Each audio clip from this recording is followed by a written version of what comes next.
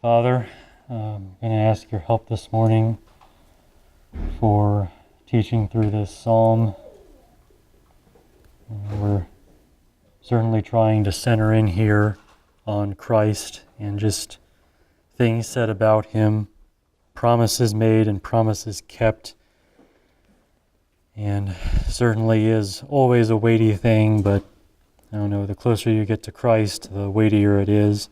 I ask your help as I teach, just to teach well and rightly, and in the very least, set Christ forth in honor and with understanding of who he is and what he's done. I ask your help for your people this morning to receive your word, but also that it would go into them and just transform them and lift them up. I just ask for help with just the situation as well, Father, just everything going on here in a meeting. I just ask that you allow the focus that's necessary and right for your word to be able to take place. I ask that everyone would be riveted on your word, and not so much even my teaching of it, but your word and what it says about Christ. We ask that in his name this morning. Amen.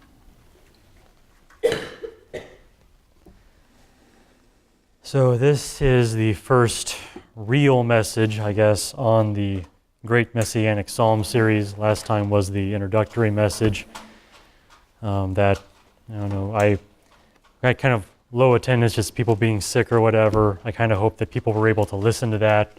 I do introductory messages for a reason, but anyway, today we're moving on into the material.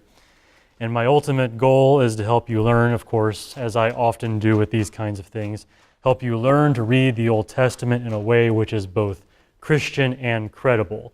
And that was the phrase I gave in my introductory message, trying to hang everything I try to do in these Old Testament things. We want to be thoroughly Christian, but we want to be credible as well. We want to be able to sit there and make a logical, rational case for these things from the Old Testament, and yet come out with the gospel. That is my ultimate goal. In the case of the Psalms, that means focusing on the Psalms which have the greatest usefulness for showing that Jesus fulfills expectations for the Messiah. And that is why I have this great Messianic Psalm series. That's my understanding of it. These are the Psalms which I think out of all of the Messianic Psalms we have are the ones which do most to set Jesus forth as the fulfillment of these things. Now today, the first psalm in that series is Psalm 110, and that's where I'll be here, and I do want to read it here in a minute, but first I have to make a comment on a confusing feature of our translations, just to make sure that this psalm is understood as I read it. In this psalm, as in the entire Old Testament, most English translations use the word Lord to translate two different Hebrew words. So we're having very much an issue of bringing something out from Hebrew into English. Sometimes the word Lord, as you're reading your English translations, is used of the Hebrew word Adon, which is just their word for Lord, somebody's master. If someone is your master, you call them Adon, Lord. However, the same English word Lord is also used very often to translate the name of God himself, which is Yahweh. There's just this tradition going back to Judaism that the name of God is really too holy to even pronounce, and so you say something else instead. So you say Lord. And so English translations usually use the word Lord for that as well. And normally it causes no trouble. This goes pretty seamlessly. Most people don't even realize what's happening as they read their English translation. However, in this psalm, Psalm 110, we have two main characters. And one is called Lord, and the other is called Lord in English translation. And that can get kind of confusing because we have two main characters, two that are both called by the same name.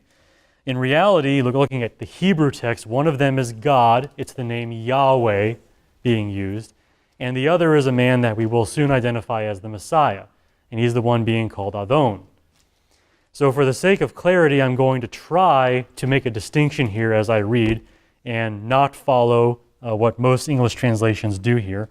I'm going to try to say Yahweh or God when referring to God, and then otherwise Lord refers to the Messiah. That's what I'm going to try to do here. So with that out of the way, let's go ahead and read Psalm 110. And if that distinction is maybe a bit troublesome to you, just maybe listen to the way I read it rather than following along.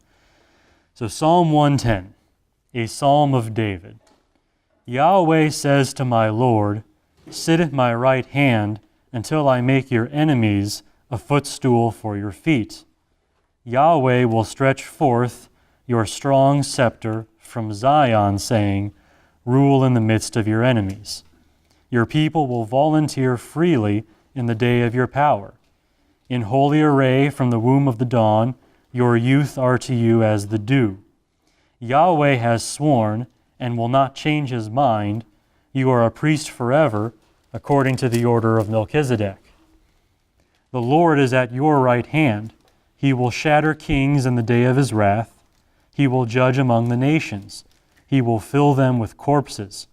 He will shatter the chief men over a broad country. He will drink from the brook by the wayside. Therefore he will lift up his head. So that is Psalm 110. And if you noticed, I said this in my introductory message, I plan to read these from the NASB during this series just because in my past study of these Psalms, I'm just more familiar with them from the NASB. I don't want to quote one translation and try to use another, so we're just switching over to NASB for this. But Psalm 110, this is going to show us the basic idea of the Messiah as both a king to avenge sin and a priest to atone for sin.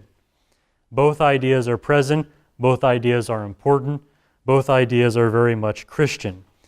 Now, as for a king, I'm sure that even you kids know what a king is. King is a person who rules over a country as the sole ruler.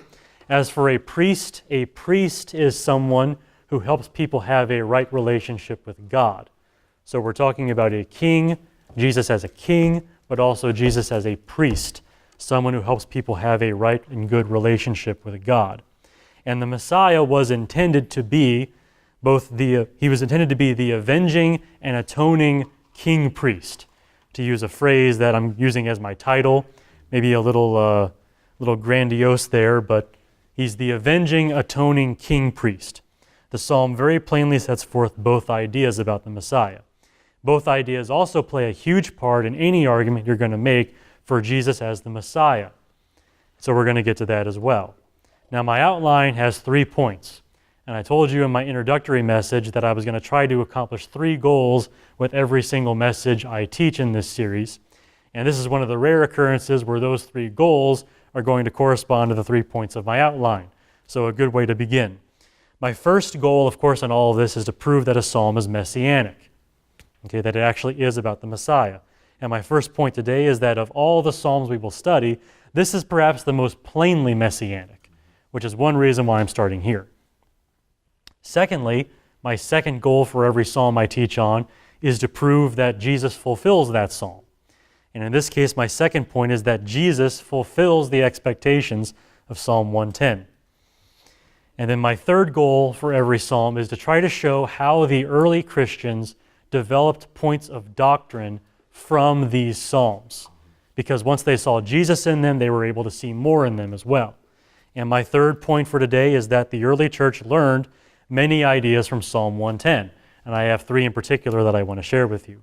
So that's my outline, corresponds very closely with the goals I have for this whole series, so at least in this case it works pretty well. Now it is fitting, I think, that the plainest of the Messianic Psalms should be so balanced in its portrayal of the Messiah. Here by the balance I mean both kingly aspects and priestly aspects being set forth. On the one hand, Jesus saves from sin in that he reconciles sinners to God. By his own death and resurrection, he has performed a very priestly action. We see his role as a priest being the sacrifice for sin and being raised from the dead as part of that. And that priestly role gets attention here in Psalm 110. But on the other hand, Jesus saves from sin in that he decisively defeats all rebelling sinners in one great purge at the end of the age. Sin is gone because sinners are gone, because he has judged them all with royal authority and royal power.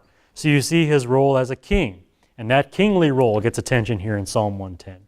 So this first psalm in our series, and really one of the clearest of the Messianic Psalms, really gets the reader thinking in a balanced way about the work of the Messiah. He's not just a king and he's not just a priest, he is both.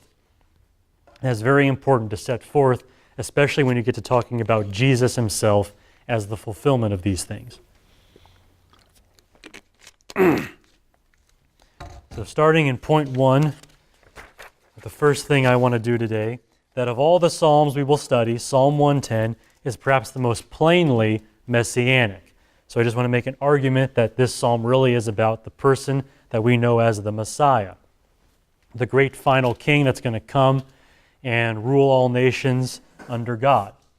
Now I would say that Psalms 2 and 45 come close to Psalm 110 in terms of clarity. So there are other Psalms that are pretty clear with this whole idea of the Messiah, kind of beat you over the head with it. But the more I thought about this series, the more Psalm 110 seemed to be the perfect place to begin due to its crystal clear statements. Like even among the clearest Psalms, this one really comes out and gives you a good place to begin. So let's begin with this observation. The psalm is written by David about David's Lord, which is a concept that probably doesn't come out a whole lot as maybe you're reading the Old Testament about David, that he has a Lord. Now, let's not forget who David is. Of course, David is a king. He is the king of Israel. You know, the first truly, I guess you could say the first true king of Israel. You know, Saul was kind of a lesson that Israel had to learn, but David being the first and one of the greatest kings, certainly. And secondly, David is a king appointed by God himself over a nation chosen specially by God himself. So that's quite a thing. Being a king is one thing, but being a king chosen by God specifically, I want this man to be king over this particular nation, which I have chosen out of all other nations to be my nation. That's the way God dealt with Israel, and God chose a king for his people, specifically David. So among the multitude of kings in human history, David certainly ranks among those unique in honor. I mean, even among the small category of people we call kings, David is a unique king. And yet, David says that he himself has a Lord, which is strange for a king to have a Lord. Usually there's no one above the king, but this king has a Lord. He says, very beginning, Psalm 110 is a psalm of David. Yahweh says to my Lord. So David very much has a Lord. And you would say, well, of course he has a Lord. I mean, God is his Lord, right? I mean, God is the one over him. But it's not God. Read again, a psalm of David. Yahweh says to my Lord. So there's a conversation happening between Yahweh, God, and then this man that David calls Lord. And David's just kind of listening in. So even apart from God himself, David has a Lord. Now all we need to ask at this point is, what sort of Lord must a man be in order to be the Lord of David? What does it take to be a man that even King David would say, that is my Lord, that is the one I obey, he is my master? What sort of man are we talking about? Well, if David is a king, then David's Lord must be a king of kings. By definition, you have a king ruling over other kings. Only such a man as that could be the Lord of a king like David. And furthermore, if David is one of the most illustrious kings, then David's Lord must possess incomprehensible glory. If even David himself is unique in honor, then surely his Lord is even greater, just off the charts in terms of how you would rank a Lord. And in this psalm, we certainly see those things. We see that this Lord certainly has dominion over all other kings. Verses 5 and 6 says, the Lord is at your right hand. He will shatter kings in the day of his wrath. So even kings cannot stand against this Lord once he decides to unsheath his sword and go after them. He will judge among the nations. So this Lord has jurisdiction. He has judges' authority over every nation, all of them. And then finally, he will fill them with corpses. So no one can stand against him. Raise an army, the army gets slaughtered. That is this Lord. I mean, he has that much power. He certainly is a king of kings. And as for surpassing glory, he alone sits at the right hand of God. Yahweh says to my Lord, sit at my right hand. You can't get higher on the food chain than sitting at the right hand of God himself. There is nothing higher than that except God himself. That's incomprehensible glory right there. In all of this, here is David's Lord. You have this King of Kings who has such glory that he sits at the right hand of God himself. Can we envision any Lord other than the Messiah, the great final King destined to rule all nations under God in an everlasting kingdom of righteousness, peace, and prosperity? That's the idea of the Messiah. Can we think of any other Lord that fits this description? There are none. That this psalm is about the Lord of King David, and all that that entails shows the stark clarity of the messianic idea in this psalm. Psalm 110 is a messianic psalm. It is specifically and deliberately about the Messiah. Now, given that clarity, it's no surprise that Psalm 110 shows up so often in the New Testament. By the time you get to Christians writing things down, which would become our scriptures, you see Psalm 110 a whole lot. The New Testament refers to this psalm at least 20 times. So it shows up pretty often. Considering there are 27 documents in the New Testament, it shows up in most of them, just statistically speaking. The most commonly cited element of this psalm is actually the very first part of it, which is the picture of the Messiah sitting at the right hand of God. That is the way the psalm is usually used whenever it gets quoted or alluded to in the New Testament. It accounts for about 12 of all the references that I've found. So most of the time, that's the idea the Christians really got stuck on, the Messiah sitting at the right hand of God. But it's not just them. Jesus himself made at least 2 references to this psalm. So Jesus, the one we say is the Messiah, saw fit to teach on this on at least 2 occasions. One was at his trial, when he's sitting there before the Jewish Sanhedrin court, and he told them that they would someday see the Son of Man, which is himself, sitting at the right hand of power. So that's how Jesus identifies. Someday you all are going to see me. Here you are judging me right now. Someday you're going to see me sitting at the right hand of power, and the role will be reversed.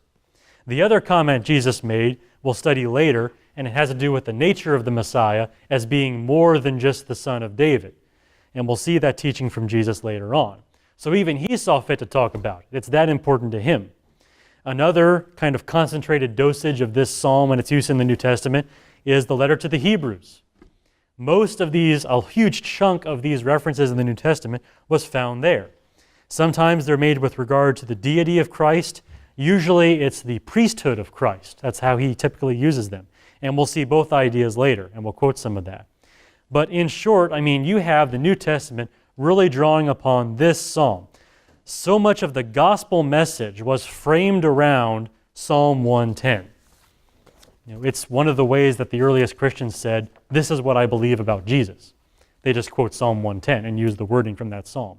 That's a testament to 2 things. First of all, it shows how clearly the messianic idea in the psalm was to those who read it. The Christians saw it pretty plainly, used it often. Other Jews would have seen it, so they can use that in a discussion context. But secondly, it shows that the earliest Christians considered this psalm a powerful argument for Jesus as the Messiah, that they would use it so often, they go there to make their argument when they want to say that Jesus is the fulfillment of these things. And that's where we're going to turn next to my second point here. That Jesus fulfills the expectations of Psalm 110.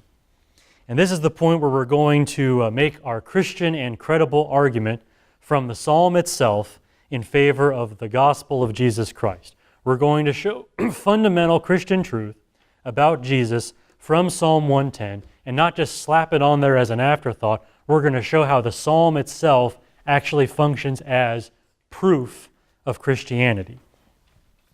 Now we're going to start with the kingly side of things. We'll eventually get to the priestly side, but we're going to start with the kingly side.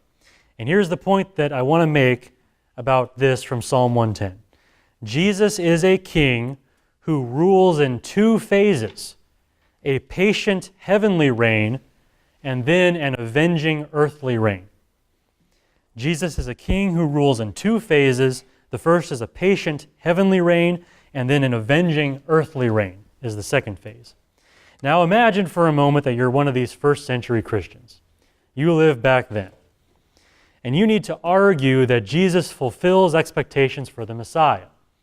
Maybe you encounter Jews a lot. You've got to sort of debate with them on why you believe Jesus is really the hope of Israel and all that. And one place where your opponents expect you to fail miserably is right here, the reign of Jesus as a king. It's like, Christians are never going to prove that to me. After all, where are the battles? Where are the victories? Where is this judgment that the king is supposed to accomplish on all the nations? When did Jesus do that? When did that ever happen? See, these Christians, they'll never prove that to me. They'll never prove that Jesus is a king. You, however, as a first century Christian who has made more diligent study of Psalm 110, are going to know something that your opponents do not know. You're actually going to see something that they have never seen because, in all honesty, they probably never gave it much thought. You're going to know that the reign of the Messiah was meant to happen in two phases. That the Old Testament, and namely Psalm 110, actually indicates that there are two distinct phases to the Messiah's reign as a king. Phase 1 is a patient heavenly reign, and phase 2 is an avenging earthly reign. Now, the second phase of that is perhaps the most plain. The avenging earthly reign, you have this very graphic, very powerful image here, verses 5 through 6. The Lord is at your right hand. He will shatter kings in the day of his wrath. He'll judge among the nations. He'll fill them with corpses. He'll shatter the chief men over a broad country. There you see the avenging king, riding out to battle, irresistible. You certainly see the Messiah working God's vengeance on the nations. That's the avenging earthly reign. And it's pretty clear. But the Jews kind of stop there, and they say, when the Messiah comes, he's going to come riding around, judging the nations, getting rid of all of Israel's enemies, making Israel great again. They kind of get stuck there. But here's the question. What will the Messiah do before that avenging earthly reign? You see, that was later in the psalm. Where's the psalm begin? What is the first thing the Messiah is going to do? Well, according to Psalm 110, the Messiah will first have a patient heavenly reign. Verses 1 through 2. Yahweh says to my Lord, sit at my right hand until I make your enemies a footstool for your feet. That's the first thing. According to Psalm 110, the Messiah does not immediately shatter kings and judge nations. That's on the agenda for later. That is not the first thing the Messiah does. The first thing the Messiah does is sit down. He sits. Yahweh says to my Lord, sit. Do nothing. Do absolutely nothing at all. This is the patience of the Messiah. He waits at the right hand of God until God is ready to make his enemies a footstool for his feet. But that doesn't happen immediately. First, he sits. So there's the patience, but what about the heavenly reign? Why do I call this a patient heavenly reign? Well, don't forget where the Messiah sits. The right hand of God. Where's God? You see God on the earth. Where is God said to dwell? From your very basic understanding of what the Old Testament says about God, he dwells in heaven, in the heaven of heavens. That's where God dwells. So where is his right hand? Where does the Messiah sit down at the right hand of God? In heaven. So the Messiah does not immediately begin working the vengeance of God on the earth. That's the later part of the plan. That's the second phase of his reign. First, the Messiah reigns in heaven, sitting at the right hand of God, waiting patiently for the time of vengeance. And that's not according to the New Testament, that's according to the Old Testament. Psalm 110. And you, being a first century Christian and a diligent student of Psalm 110, are going to know that the reign of the Messiah was meant to happen in those two phases. Phase 1 being a patient heavenly reign, phase 2 being an avenging earthly reign. And you're going to know that because you bothered to study Psalm 110. And that functions as a powerful argument for Jesus as the Messiah. According to the gospel, Jesus ascended to heaven after his death and sat down at the right hand of God. From there, he rules as Lord of heaven and earth, and eventually he will return in judgment. We have this idea, the first coming of Christ and the second coming of Christ. First coming of Christ, he ascended to heaven, sat down at God's right hand, and he's waiting. Second coming, he comes in judgment. Okay, we have that idea. Now, the early Jewish opponents of Christianity would say, oh, that's stupid. You Christians are so dumb, because we know that the Messiah was supposed to arrive and immediately judge the nations. You Christians don't know anything. You've never even heard of the Old Testament, have you? Of course, they wouldn't call it the Old Testament, they would just say the Scriptures. Well then, you calmly fold your hands and endure that bombastic onslaught on your intelligence, and then you quote Psalm 110. And then you begin to make an argument. Because after all, you do have an argument. You're able to go to Psalm 110 and show from their own Scripture that the Messiah was supposed to sit down at the right hand of God first and wait patiently in heaven for a later date, which is why Jesus ascended to heaven after his resurrection. Furthermore, the first phase of the Messiah's reign is characterized by the Messiah waiting for the day of judgment. It's not immediate judgment on the nations, it's waiting. It's a patient heavenly reign, which is why Jesus has not yet judged the nations. And then finally, you can show from Psalm 110 the second phase of the Messiah's reign, which is indeed a judgment on the nations. The king coming forth to judge all other kings and all other nations, which is why Jesus will return to the earth in his second coming in judgment. As it turns out, it was the ancient Jews who completely failed to understand the significance of Psalm 110, blind to the meaning of their own Scriptures. Meanwhile, the Christian idea of the first and second coming of Christ fits perfectly with Psalm 110. Everything we were saying about the first coming and second coming of Christ, it's like it falls right out of Psalm 110. It's right there. So the score is Christianity 1, Judaism 0, in terms of making this argument for Jesus as the Messiah. And the Christians certainly saw these things. This isn't my own imagination here. This is the way Christians would use these passages.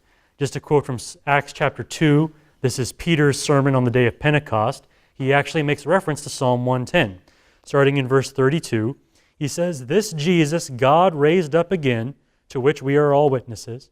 Therefore, having been exalted to the right hand of God," having been exalted to the right hand of God, having received from the Father the promise of the Holy Spirit, he has poured forth this which you both see and hear. Remember, there were all those manifestations of the Spirit on the day of Pentecost. So he poured forth this which you both see and hear. For it was not David who ascended into heaven, but he himself says, "The Lord said to my Lord, sit at my right hand until I make your enemies a footstool for your feet." It wasn't David that ascended to heaven, it was the Messiah. And the Messiah is Jesus who ascended to heaven. "Therefore let all the house of Israel know for certain," he's pretty confident there, "know for certain that God has made him both Lord and Christ, this Jesus whom you crucified." The earliest Christians knew and taught that Psalm 110 supported their view of Jesus as a king who would rule in two phases, the patient heavenly reign and then the avenging earthly reign, first coming, second coming. It's right there in Psalm 110. They knew it, and that's how they used this psalm. But that's not all that they used this psalm for. The earliest Christians also knew something else. Psalm 110 supports the claim that Jesus is a priest who atones for sin. This is where we're going to get into the priestly idea, which is also in Psalm 110. Now, any Jew familiar with the Old Testament knew that one man could not be both king and priest. That is an ultimate no-no in the basic structure of Israel, because the kingship was given to the sons of David of the tribe of Judah. That's one bloodline, one family. Meanwhile, the priesthood was given to the sons of Aaron of the tribe of Levi. So David of the sons of Judah, they get the kingship, and then Aaron of the tribe of Levi, they get the priesthood. That's a different bloodline, a different family. So there was a real separation of political and religious power in Israel. The king was on one side from one family, the priest was on the other side from a different family. Never the twain shall meet. But against this, Psalm 110 says that there's going to be a king who is also a priest. Verse 4 in Psalm 110, Yahweh has sworn, He's sworn this is going to happen and will not change his mind. You are a priest forever, according to the order of Melchizedek. That's what he says to this Lord who is Lord of David, this Messiah, this King. So he's going to be a priest. Now, specifically, a priest according to the order of Melchizedek. So it's like, who or what is Melchizedek? Well, you can go back to Genesis and you can see. Melchizedek is a man we encounter in Genesis 14, and he is both king and priest of the city of Salem.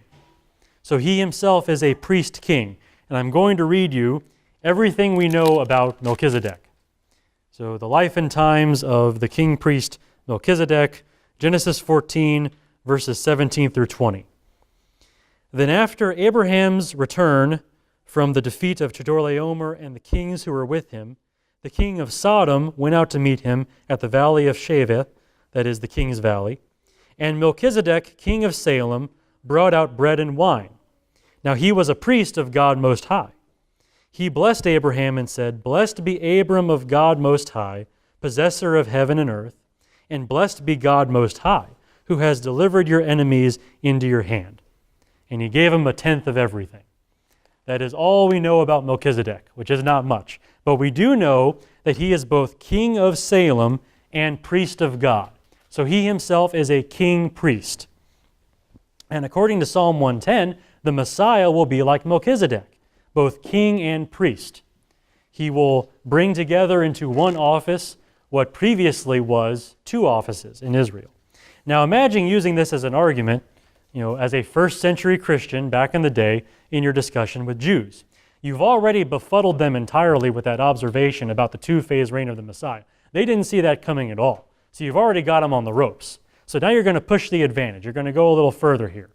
You recite verse 4. Yahweh has sworn and will not change his mind. You are a priest forever, according to the order of Melchizedek.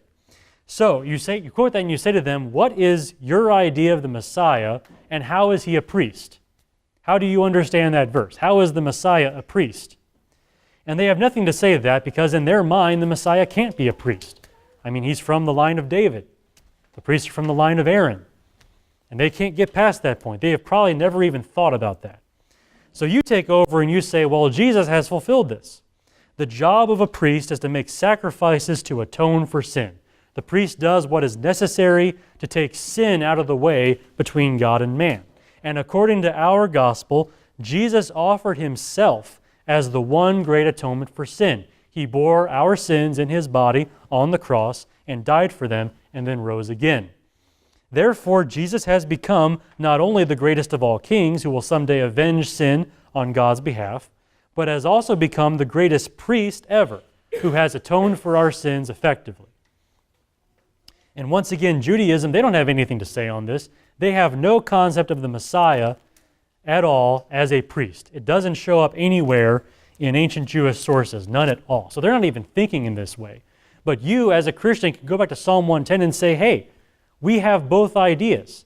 Jesus, we view him as a king ruling in these two phases, but we also view him as a priest. We understand Psalm 110 better than you do, way better than you do. So the score is now Christianity 2, Judaism 0. And that's the way your argument goes.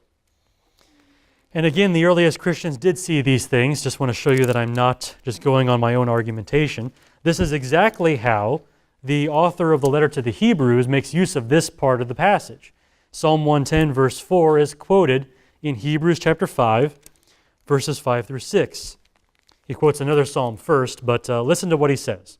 So also Christ did not glorify himself so as to become a high priest, but he who said to him, You are my son, today I have begotten you, just as he also says in another passage, You are a priest forever according to the order of Melchizedek. So the author of Hebrews makes the argument for Jesus as a priest from Psalm 110. So they saw that there too. And he actually refers to that passage like 6 more times in his book. So he really harps on that point. Jesus is a priest, Psalm 110 is part of that, and he really goes on that point for quite some time. But all this, you see, Jesus, he fulfills the two aspects of Psalm 110. He fits the description of a king ruling in two phases. First, a patient heavenly reign, and then an avenging earthly reign. And then he also fulfills the description of a king who is a priest making atonement for sin. The basic idea of Jesus as king and priest corresponds exactly with Psalm 110, even though ancient Judaism couldn't say really anything effective about that psalm, and we're not really understanding its declarations. And so that is how you would make use of this as an argument for Jesus as the Messiah, and that's what the earliest Christians would have done. But that's not all they did, and that's not all you can do. And here's where we're going to move into my third point here, and my third goal about showing other things from these Psalms that the church would have learned in its early days. It seems to me that once the early church saw Jesus in Psalm 110, they were able to see much more in the psalm. There's actually more there to take away from Psalm 110 than just Jesus fulfills messianic expectation. The early church, I think, learned about 3 different things from this psalm, and I want to talk about all of them just to get them out for you. So 3 things here that the early Christians would have learned from this psalm. And this first one may be a disappointment to you because it's kind of mundane, but I consider it foundational. First, Psalm 110 establishes that David can talk about someone other than himself. And you say, what, that's it? That's this great observation that David can talk about someone other than himself? Well, I will ask you not to ignore that mundane statement because I think it's very important. In Psalm 110, you see David speaking about someone else, this person he calls Lord, whom we have identified as the Messiah, ultimately Jesus. You see David talking about someone other than himself. It's a psalm of David, so it's written by David, but it's not about him, it's about his Lord. But that means if David can talk about the Messiah in Psalm 110, maybe David can talk about the Messiah in other psalms. Maybe there are other psalms in which David is not talking about himself, but talking about the Messiah. And I consider that a very important point because so often when we read the Psalms of David, we just kind of assume David's talking about himself. You see a psalm of David and you say, oh, David went through this. David wrote this about this experience he had. It's just like, well, hold on here. What if not everything David writes is about David? What if it's not all autobiographical? What if some of it is about somebody else?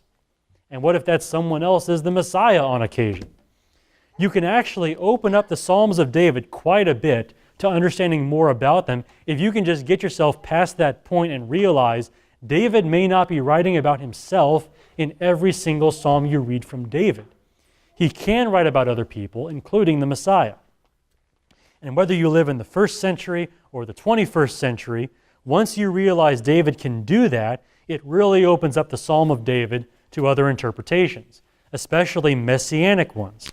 And through that, we will find other messianic psalms.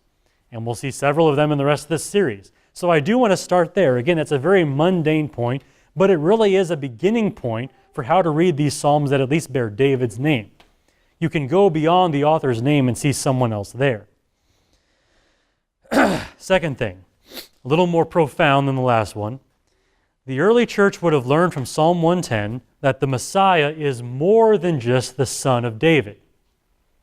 More than just a descendant of King David. And for this observation, we can thank the Messiah himself, because this is where Jesus actually does some teaching on this psalm. Jesus during his earthly ministry. Matthew 22, verses 41 through 46. It says, now while the Pharisees were gathered together, Jesus asked them a question. What do you think about the Christ? Whose son is he? They said to him, the son of David. He said to them, then how does David in the Spirit call him Lord, saying, the Lord said to my Lord, sit at my right hand until I put your enemies beneath your feet. If David then calls him Lord, how is he his son? No one was able to answer him a word, nor did anyone dare to ask him another question from that day forward. Okay, so let's ask a question. Those of you who are both parents, those of you who are parents or those of you who are children, which all of you, here's a question for you.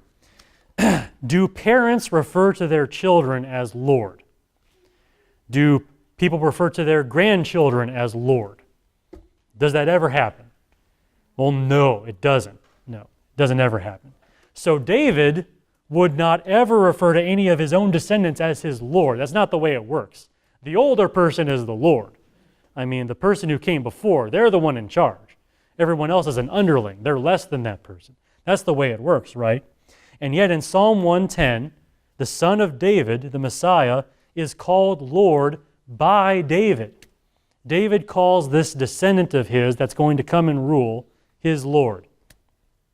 The implication has to be that the son of David is more than just the son of David. There's something more to this man. If your view of the Messiah is, oh, he's the son of David, he's just this king that's going to come from the royal line and that's it.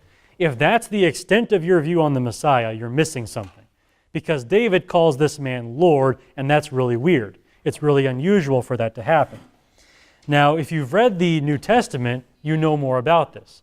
Jesus doesn't really elaborate. He kind of asks that question and kind of leaves it in their mind, to kind of toy with their head a little bit here, leave them going away thinking, well, he makes a good point there. I mean, if David calls him Lord, he can't just be the son of David. He's got to be something more.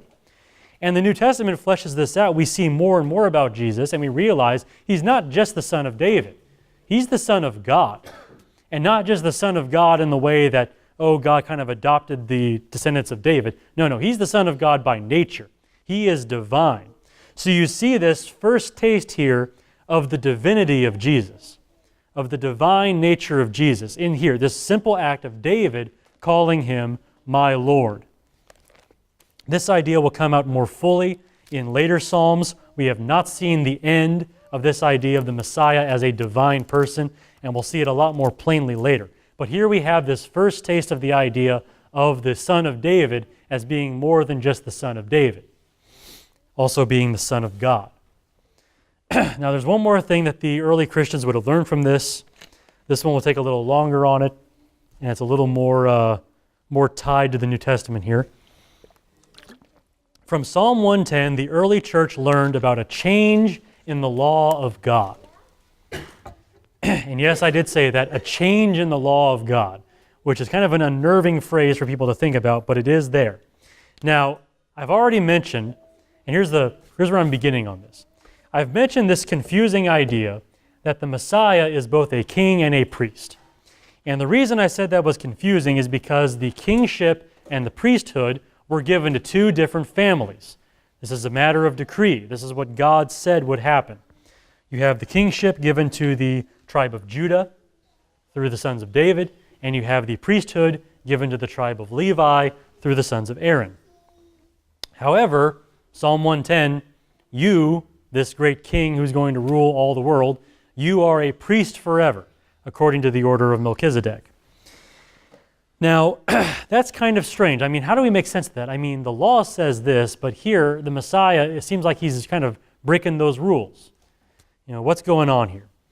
Well, there was always one way to make sense of Psalm 110 if you had the courage to see it, if you had the bravery to suggest a rather radical interpretation. And that was that the law of God given through Moses would not always be the law of God. In other words, that at some point there would be a change in that law, and the law of Moses would no longer be the law for Israel. All you have to do is make two educated guesses. Your first educated guess is that God will someday give a new law to replace the law he gave through Moses. And your second educated guess is that under this new law, kingship and priesthood will be united into one office, so that one man can be both. Two educated guesses is all you need, and you get to this idea of a change in law. Now that sounds very simple. I mean, so simple it's like, well, yeah, that sounds like a pretty good explanation for the passage. But don't forget the power that the law of Moses had over the Jewish mind. I mean, by the time you get, especially to the days of Jesus, I mean, the law is the law is the law. I mean, the Jews may have been pretty sloppy with it in their early history, worshiping idols and all that stuff, but they're past that now. Now they are die-hard followers of the law of Moses. This is the law that God gave to Israel. He himself came down on Mount Sinai, lit the whole mountain on fire, spoke audibly to the people so that they feared they were going to die. I mean, this is the law of God. That has an enormous amount of power over the Jewish mind. The idea of setting it aside and replacing it with something else, they're not even going to think like that. It's not even going to be on their radar. And yet, it's the only way to understand Psalm 110. And those two educated guesses that I gave you are good guesses, because you again have this figure of Melchizedek, whom I mentioned earlier, this king priest of Salem. God has already shown himself, has he not, in history, in ancient history, in the time of Abraham. God has already shown himself willing to have a king priest. We have one person at least who fit that bill, Melchizedek. He was priest of the Most High God as well as king of Salem. And that last point there is even more important, not just that God has had a king priest, somewhere. That king priest was in Jerusalem. This is a point that often gets missed, but Salem is a short form of the name Jerusalem. Jerusalem. You'll see it if you spell it out. I want to show you this in Psalm 76. Psalm 76, verses 1 through 2. Just listen to what is said here. And remember, the Jewish habit of writing poetry by saying the same thing over and over again in several different ways. Psalm 76, verse 1, God is known in Judah.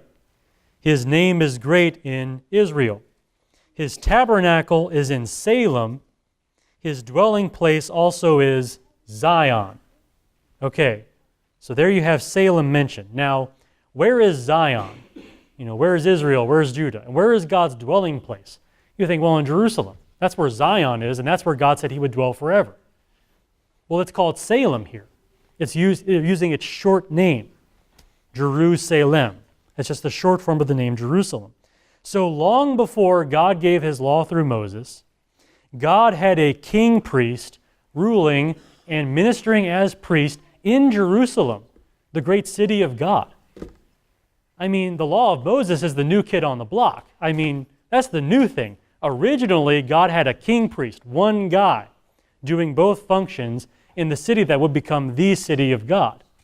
It makes the law of Moses seem a little less staggering, a little less important when you view it that way. It sounds to me like a good guess to say that the law of Moses would eventually be set aside for a new law reverting to how God used to do things in the past. After this whole intermediate phase with Israel is over, God's going to go back to doing what he used to do, have one man, both king and priest, ruling his city and ministering as priest as well as being a king. And this, lest you think I'm just being creative here, this is exactly how the letter to the Hebrews uses this concept. Hebrews chapter 7, verses 11 through 14. He's making an argument here. Listen to what he says. Now, if perfection was through the Levitical priesthood, the priesthood that was given to the tribe of Levi, if perfection was through the Levitical priesthood, for on the basis of it the people received the law, what further need was there for another priest to arise according to the order of Melchizedek, and not be designated according to the order of Aaron? For when the priesthood is changed, of necessity there takes place a change of law also. For the one concerning whom these things are spoken, that's Jesus, belongs to another tribe, from which no one has ever officiated at the altar. For it is evident that our Lord was descended from Judah, a tribe with reference to which Moses spoke nothing concerning priests. He moves through the same line of reasoning. It's like, well, in the law, the priesthood is given to Levi, the kingship is given to David, there's a partition here, but Jesus, he's from the descendants of David as the Messiah, but now he's given a priesthood. What happened here? There must have been a change in law. There must be a change in the law of God. That's exactly the deduction he makes. And it makes sense when you look at the psalm in its Old Testament context. That's what had to happen. It's the exact line of argument that is required by Psalm 110. So from Psalm 110, you have the early church beginning at least to get this idea that there's a change in the law of God. And among other ways they got that was Psalm 110. You see evidence there for a change in the law of God, that the law of Moses is not just the way it is. That was a temporary law meant to accomplish something in history, and now that Christ has come, there are things that are different. So that's one thing, the last of these things that the early church learned through Psalm 110. Right now, I just want to give a summary. I've reached basically the end of my message. Let's just bring all these things together here, and then we'll be done for today. Psalm 110, I think, shows us the basic idea of the Messiah as both a king to avenge sin and a priest to atone for sin. He is the avenging, atoning king priest, to give you my title again. And of all the Psalms we're going to study, this is my first point, this is perhaps the most plainly messianic. This is a psalm that quite clearly refers to the great final king. A cursory reading of the psalm itself shows you that it describes a king without equal, a man that even David calls Lord.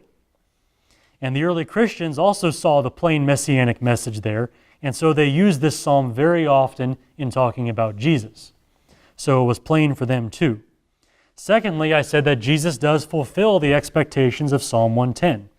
First, you see that Jesus is a king who rules in two phases, a patient heavenly reign and then an avenging earthly reign. And the second thing is that Psalm 110 also supports the claim that Jesus is a priest who atones for sin. When you look at Psalm 110, it describes a Messiah very similar to what you expect from Jesus, from the gospel of Jesus Christ. Judaism couldn't do anything with those ideas, but Christianity can. So it functions very much as an argument for Jesus as the Messiah. And then the third thing, you have the early church learning other ideas from this psalm.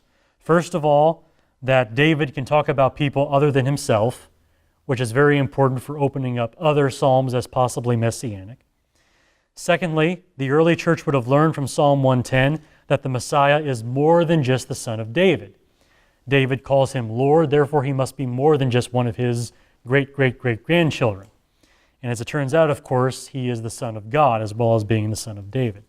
And then finally, from Psalm 110, we learn about a change in the law of God, making this king priesthood possible, setting aside the law of Moses and bringing something else about, like God did with Melchizedek back in the days of Abraham. And that is Psalm 110. That is everything that I would say, at least on this topic of treating it as a messianic psalm, using it as an argument for Jesus as the Messiah, and trying to establish some early Christian ideas from this text. Next time I'll continue my series whenever I speak next. I plan to be on Psalm 45. That's the royal wedding psalm. So if you want to read something for the next time I teach, that'd be it. But that's where I'll be going next whenever I continue this series. Are there any questions or comments or any other kind of thing? Yes?